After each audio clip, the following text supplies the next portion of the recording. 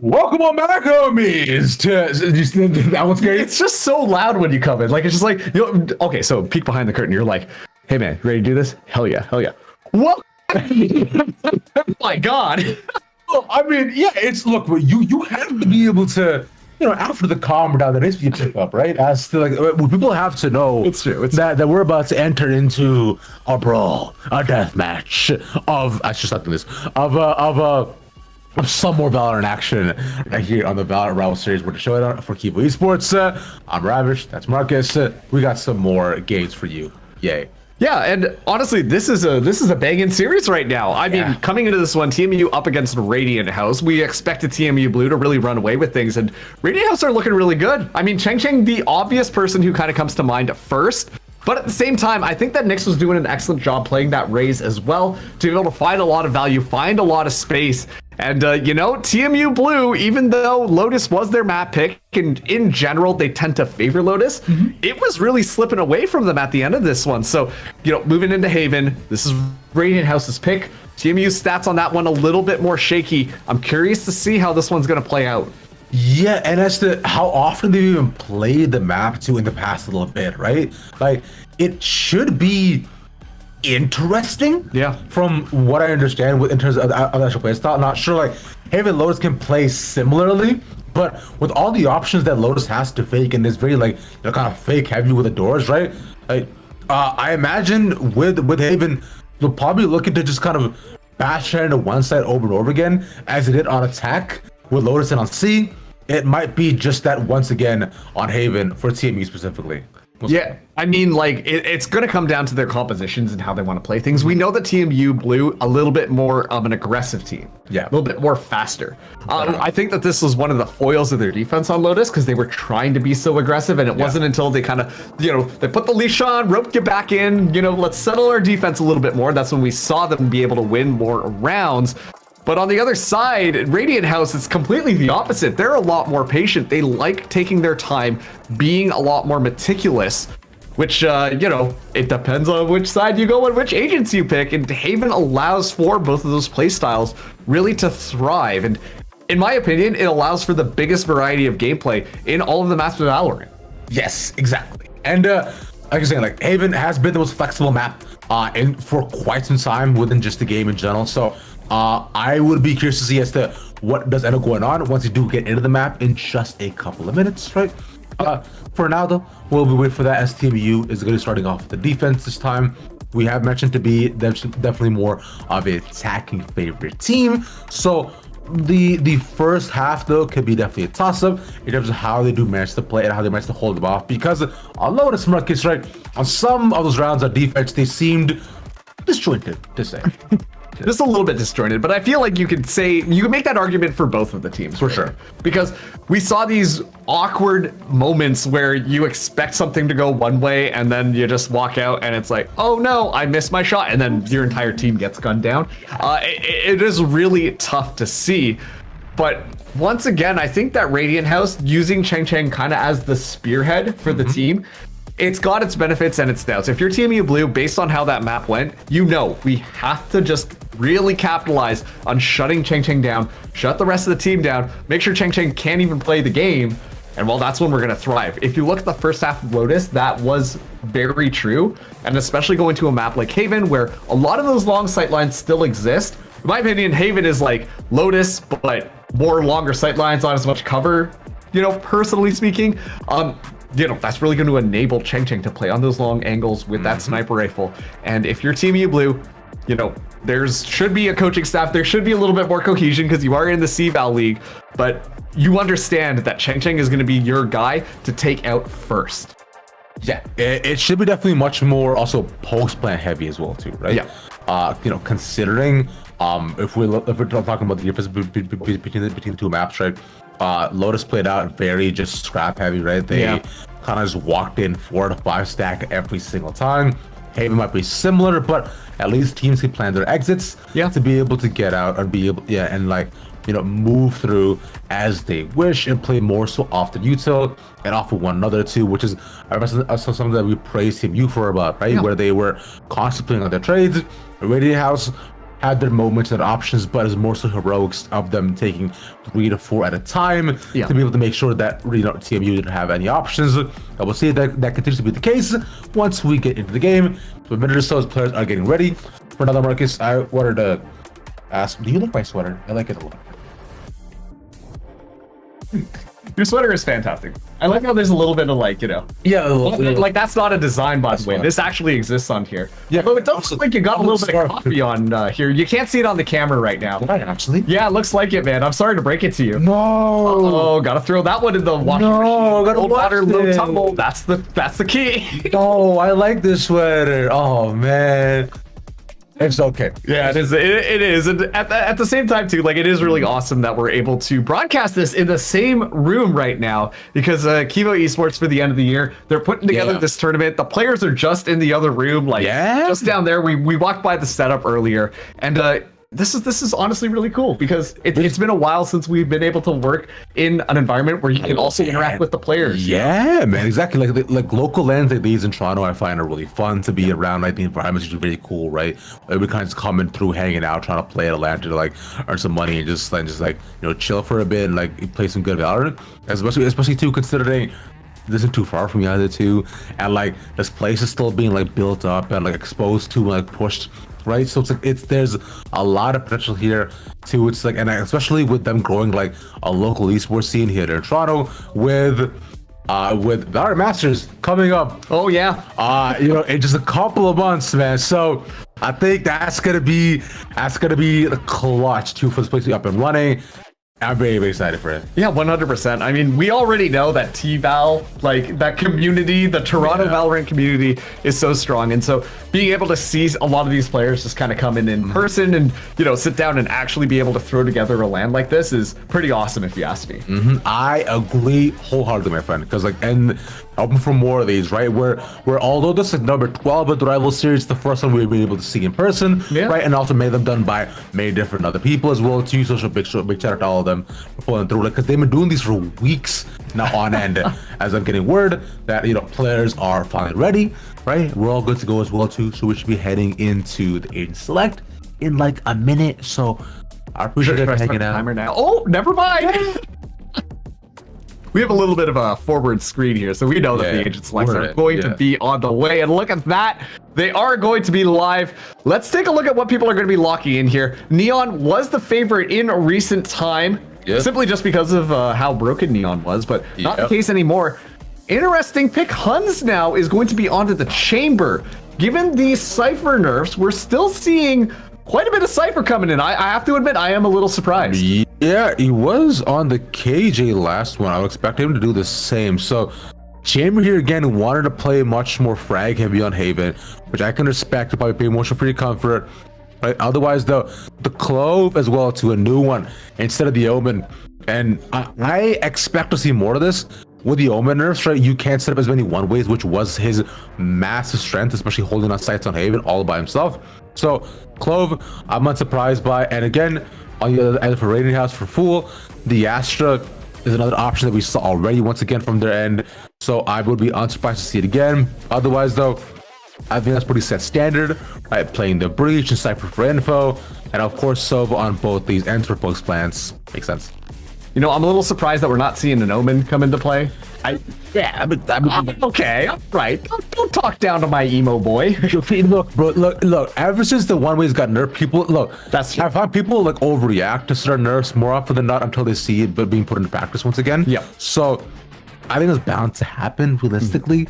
I'm unsurprised by it, and people are trying to test more options, especially considering it's a LAN too, right? It's kind of like more just like chill vibe. So if you're gonna test the comps, like you mentioned at the beginning of the day, it's gotta be here. Yeah, and also too, seeing Sean lock in onto the Clove, this is going to be really interesting because Clove is basically frag forwards. So to me, this shows that TMU Blue are going to be going back to their classic game style. But the biggest difference to me is the lack of flashes that TMU Blue are going to be bringing in. That is going to be really interesting to see because, this is why you would bring in an Omen alongside a Breach, but instead they've opted to go for that Chamber for that Clove. So they're not really going to have any flash potential, which could allow Radiant House to really run amok on them. Yeah, going double. Oh yeah.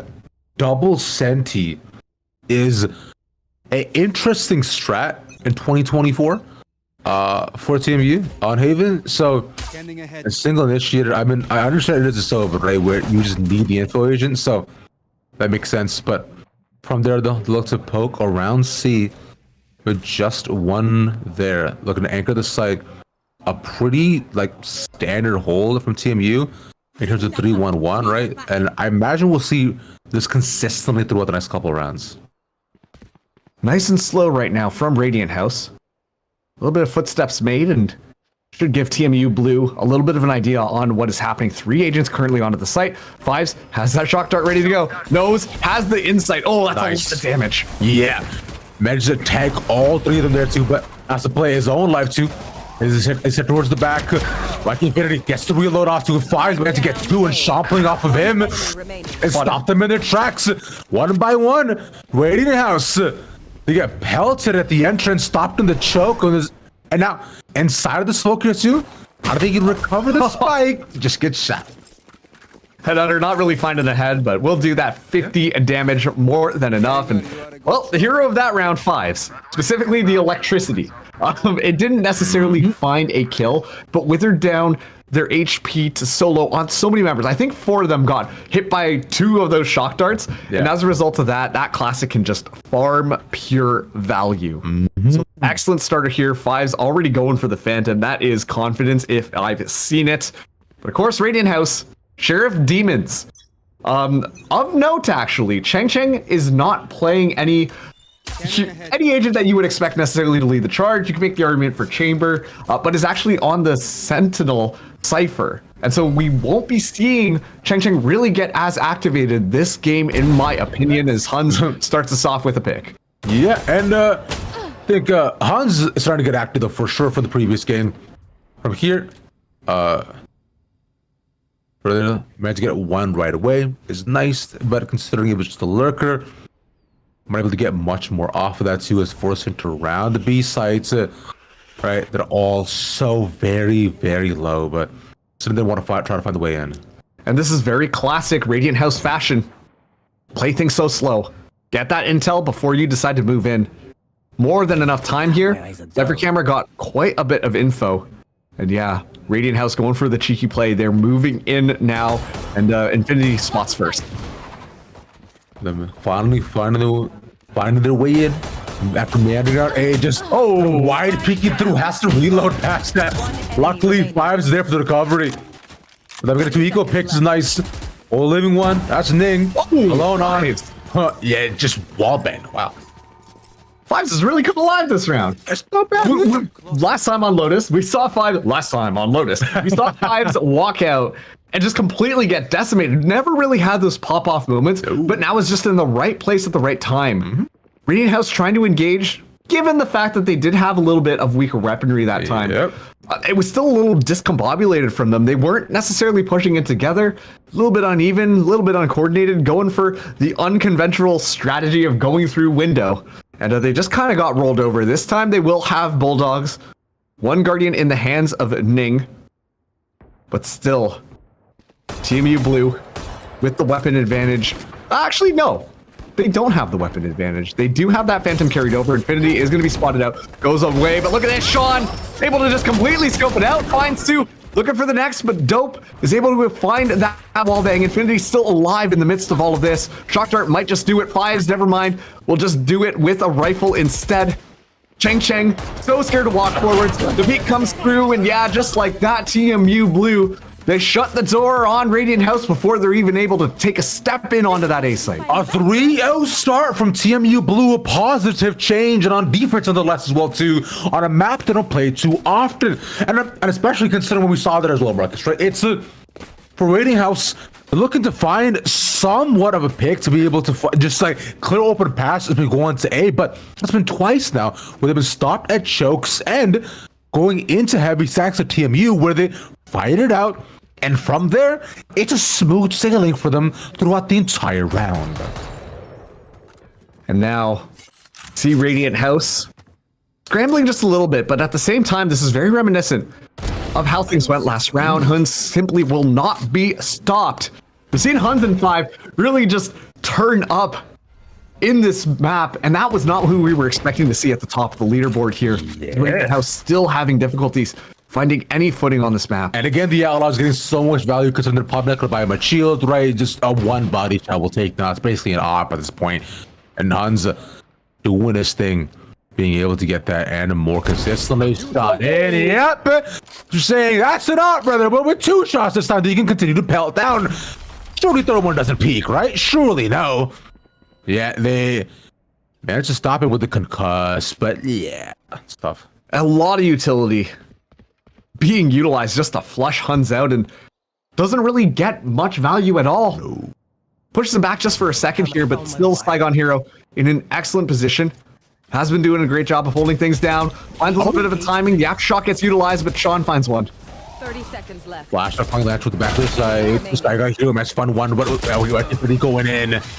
And from there, they'll just take 2 in quick succession and continue their streak. And this is so interesting because TMU Blue, we also know that the defending half for them on Haven is their weaker side. Yeah. And they've been kind of rolling things out.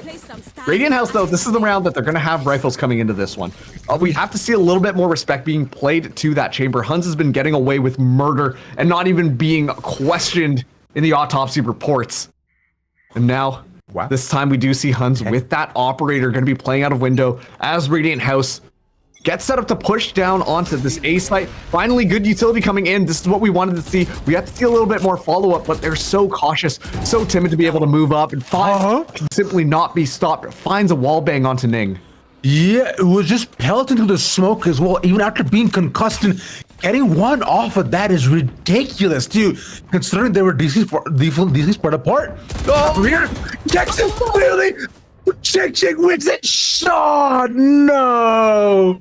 Getting to see the rematch of Sean versus Check in the weirdest way possible. Last map was the 2 duelists. This time the 2 lurkers making it. And just a little bit of timing not working out in Sean's favor. Fives though spots it out. Nice. Fives still good for it.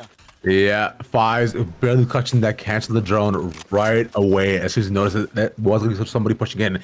The feet peeked out. And the foot always does them in.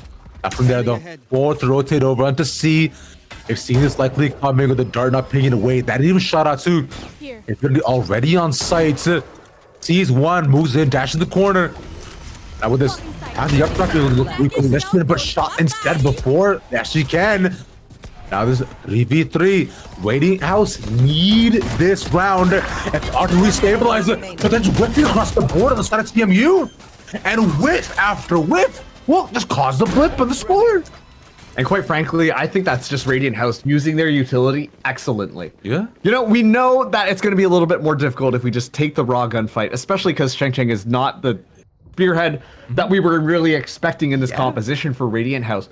But using good utility, forcing TMU into such awkward positions, giving yourself free kills, it was beautiful from Radiant House on that round. A well-deserved first on the board. 3 of their ultimates on a line as well. And quite frankly, I'm thinking that this is going to be a Radiant House round. Smoked, having the Rolling Thunder available, cool, with the Cosmic Divide. All of this is so good. Fives does get spotted out, but at least uses that Recon Dart to slow them for a second.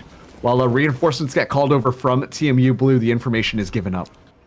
I'll drone up to walk in. Shit, spots Fives right at the end as he shoots it.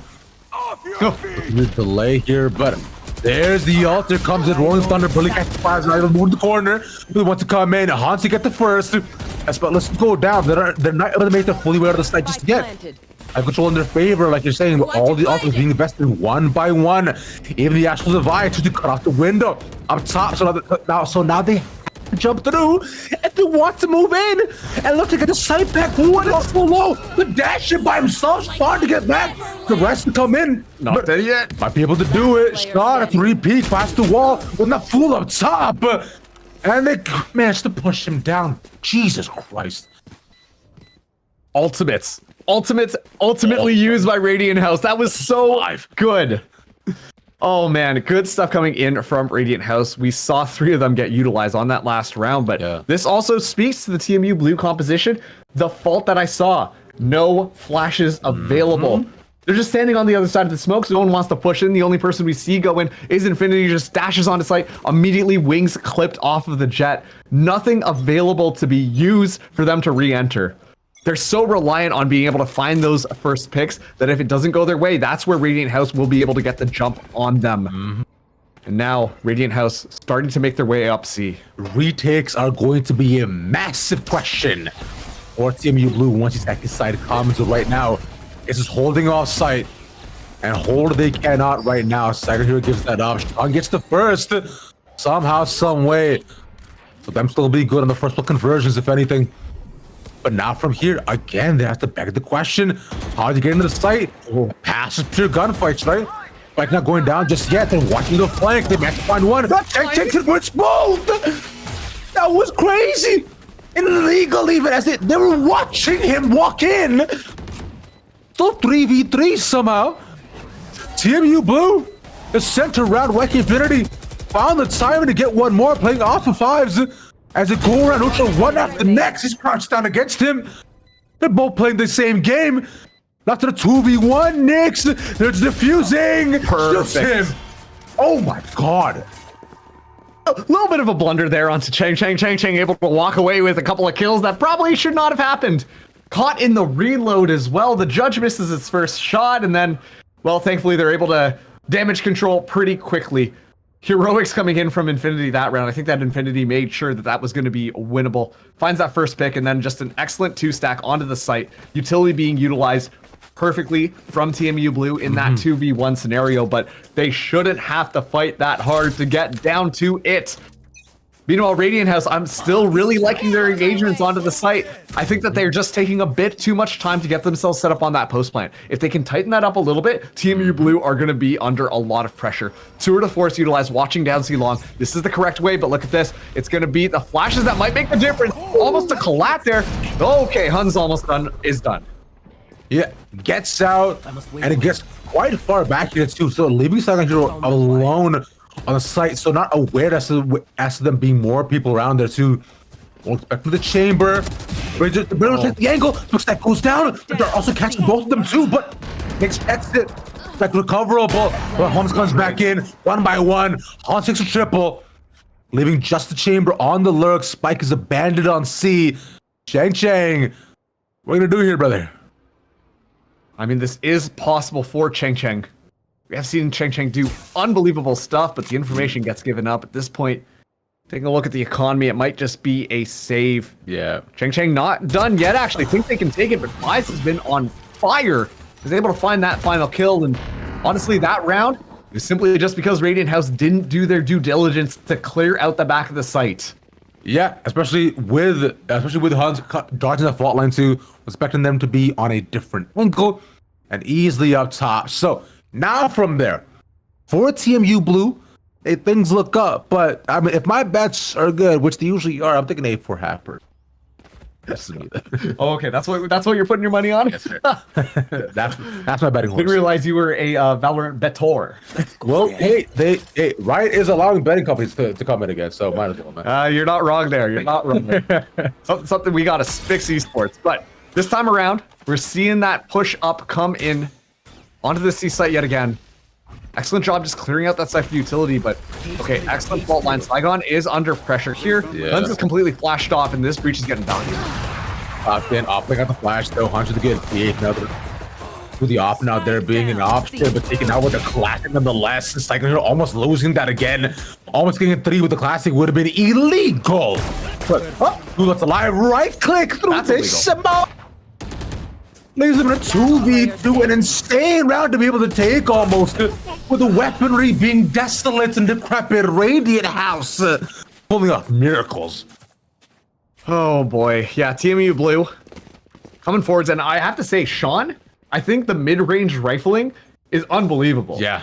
Just raw gun mechanics. Sean, mid-range, with a rifle in hand, Solid. give him a Vandal. Going to be good for it. Able to find so many picks. Yeah. It's when you kind of find those, oh, there's a little bit more utility. Oh, there's a little bit longer range. That's when we see Sean start to fall off. But especially too, playing that Clove, I'm understanding why you go for the Clove take now. You want Sean to be a little bit more aggressive. You want Sean to take those fights and be able to clutch up the rounds like that. And, you talked about Potentially teams just bashing their heads against the wall. Looks like that is Radiant House right now. They're going in onto the C site yet again. This time, TMU Blue expecting a little bit of difference. A lot of smokes get popped up onto the site, but Radiant House will be able to take it for free. They're playing retake this time completely on C. They have the Ephemer, but I was gonna say they don't have much to retake with. They just have knives here if they want as an option. Astral Divide not put out. Moto takes some damage to from the guns, just spraying at the smoke, but not from here. Like they don't have the info as to where they could be holding, right? So we have the Sova to try to find it with the dart, but even with that shot out, they find two. That could be huge as well. They wait for the wall to drop. That shit up top, and 3 falls so quickly. This is what we were saying. Retake power is just not there. And this makes me so worried to see what they're going to be like on the attack. Yeah. Are they planning on just using their smokes to be able to take these small corridors and be able to push in and take that win? Because without those flashes, without anything really to necessarily stun people, I mean, Clove can only really vulnerable people, not necessarily a stun. It's so much more difficult for TMU Blue. It's like they want to play Counter-Strike right now, you know? Hey, let's just go guns out. Let's see if we can find a couple of kills and play off of it. But Radiant House have been using their utility perfectly. It's crazy to me how much value those Cosmic Divides have gotten both times that they've been utilized. They have secured a round single-handedly for Radiant House, and I think that really is just a top diff is, well, being not able to play the game here, Nick's at least able to punish. Yeah, because if you are TMU Blue, you can never truly be in a position where you're giving up one side. It's gonna happen over and over again. It's just not able to go in your favor. YK, the knives dashes into repositions exactly where they are. The fool's ready. The second ping got him. He had to stay still, but the op is now down. Radiant House doing it again off of excellent timings and good uses of their ultimates. I like this. Fives is pushed up pretty far. The rest of the team not necessarily there. If Fives can find a couple here, could completely turn things around. That breach pick could be huge, especially against the Rolling Thunder. Yeah, that's the spike as well, info. One more. He knows the big it's one is shooting at him. Must be shot down the crouch again. Snag I hear them for the trade. Just 2v1. You know. That's kind of what I was hoping for. Buy just enough time. Watch the rest of your members be able to play off the trade, because as soon as they see one, they're all going to hyper-focus there. And now this is definitely a winnable scenario. Nick's the last person left standing. Does have the Hunter's Fury online. Looking to go into the back door. This could be huge, but the timing says this might be a little bit too risky. Has to find one kill and get the spike down. Saigon Hero so aware, won't let it slip through. Saigon finds 4. I feel like the clear option was just to play B there. Like, I think that made the most sense because the timing specifically, but instead, you know, choosing to move away, I think you could have easily played post-play with the ultimate, if anything, but nonetheless, we're going to save it for the final round of the half. Should be able to recover pretty easily. TMU Blue, let's see if my prediction comes true.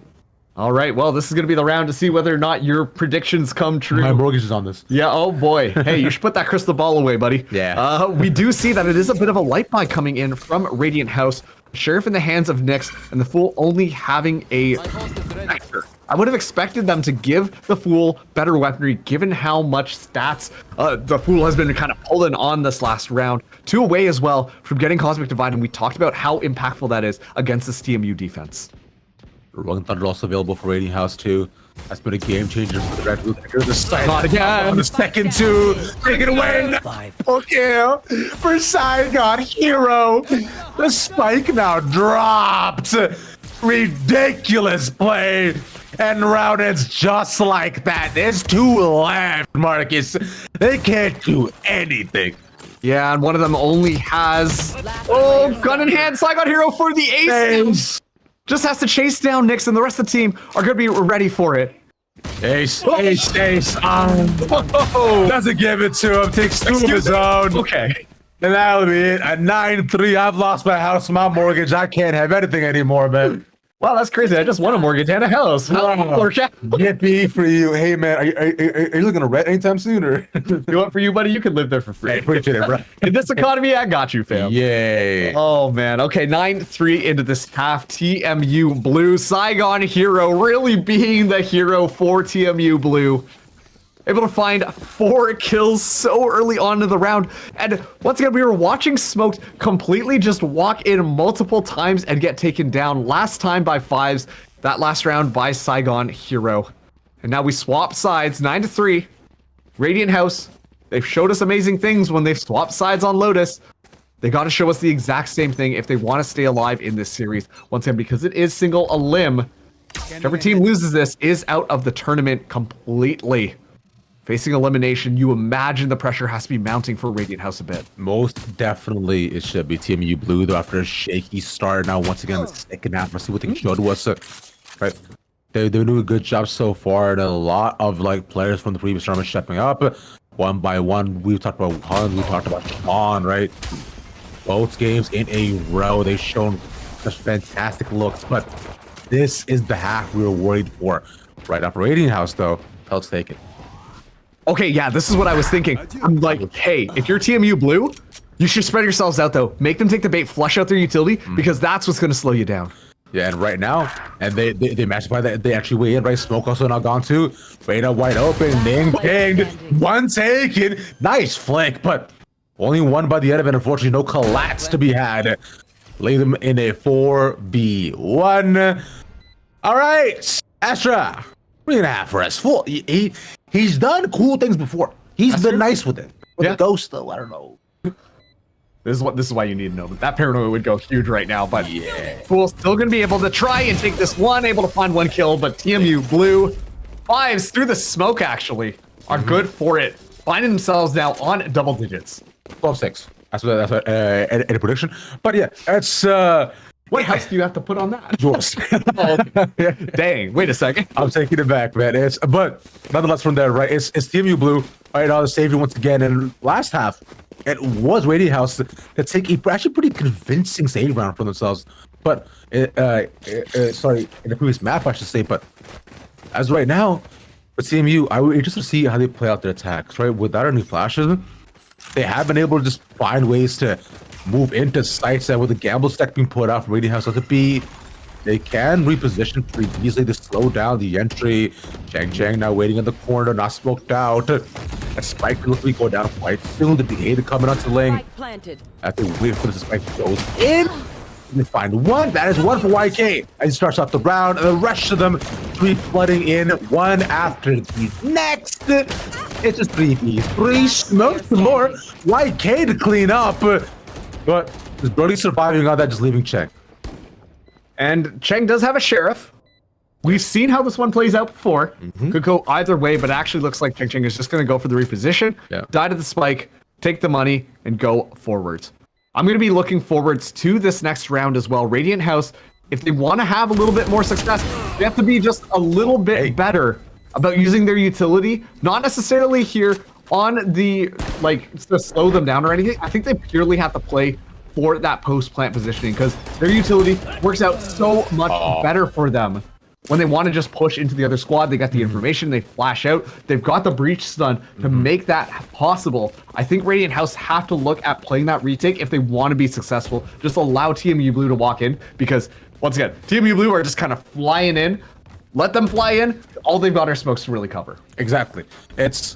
And I'd be interested to see if that does end up happening, right? Because considering the spread we see so far, the defense, they show a propensity to go for more gamble stacks so far as right now, right? Because look, we are just 4 up by B or a 3 or 1 by garage, right? So we want to push against them, just stopping the stacks, but taking a firefight is not gonna benefit you.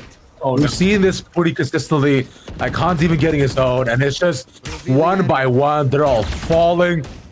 Although the better play would have been just hold sight, but they're just Jake walks out without anybody knowing. That's just insane. He hits him. What's happening, bro? They just completely moved on. Look at that. They got C-Site for free. And because they moved into that area with Garage and we're expecting to move out, like you said, find a couple of cheeky kills. Not the case at all. They just completely get flanked by Garage. And now this is just Ning holding this rifle, looking for something, and Han's not even going to allow that. That is a tough round because Radiant House also bought up on that one. And well, they do not have a lot of money left in the bank, and they have to make sure that they win now 9 in a row. Not impossible. I've seen it before. If Fnatic can do it, why can't they? But it's 2.5. that was 10-2 with the half, and they also had Alpha here and Durka and Leo and Chronicle. Just all of them, you know. Yeah, I mean both just there. Yeah. Oh yeah, yeah, I'll play. But yeah, it's just it's off right now for what they're looking to face up against, right? For right as of the setup is there's a nice put out that can get spotted. Here the spirit look to open up the sprites. Gets it. He walks back into it. No shot, man. It Taking that back. leaves them with the sight wide open. Oh boy, 4v5 onto this retake. Not best weaponry. Sean makes sure, hey, that mid-range rifle in pretty good, but Pool Yeah. finds one. I would even see that's a bit close if anything catches him on the switching weapons. Player standing. They're just pelting them, tossing rocks at them, and getting headshots each time. Nick Slack's one left alive. They're running and gunning. As they should. It's TMU Blue to take the first game.